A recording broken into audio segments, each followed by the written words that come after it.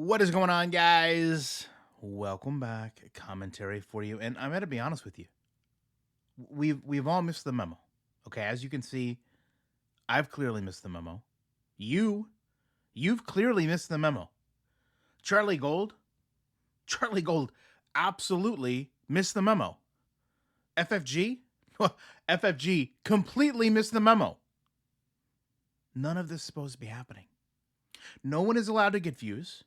No one is allowed to captivate an audience. No one is allowed to cultivate a conversation without Chantal being here.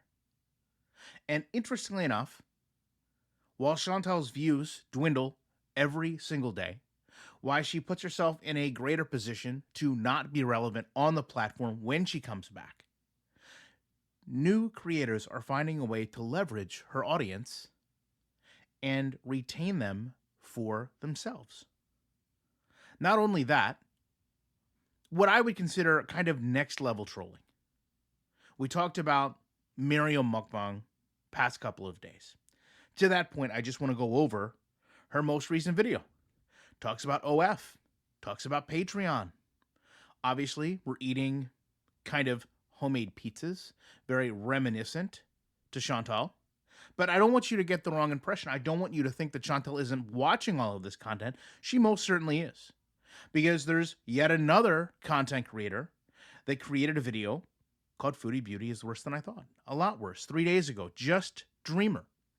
And interestingly enough, he's also put up a video today that kind of talks about how he feels that maybe Chantal is in love with him because one of Chantal's more well-known sock accounts, Sarah Lee 358, commented. And what did they want to correct? Well, of course, they wanted to correct some inaccuracies about the wealth of Kuwait, something Chantal is very much always reminding us that she lives in one of the most wealthy countries in the world, despite not traveling to any of those wealthy areas, and of course, constantly needing to take these little visa runs. Now, I do just want to go over the impact this has, because as of right now, Chantal has not posted a mukbang for 8 days, and I just want to make it clear that's probably a good thing. You know, we've all sat here and said this isn't healthy for her to sit there and eat Burger King and ASMR crispy shrimp and the new Cheetos twisters from KFC and massive cookies from Subway and Taco Bell, all these things, right? So it would be extremely hypocritical of me to sit here and say, hey, this is a positive. But at the same point, when you haven't had content for 8 days, when you've only went live twice in a week, when you're dependent on this income, it creates a whole new challenge.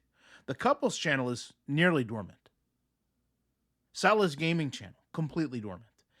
And for season 3 supposedly being lit, this has literally been one of the lowest times I can ever recall there being interest in Chantal.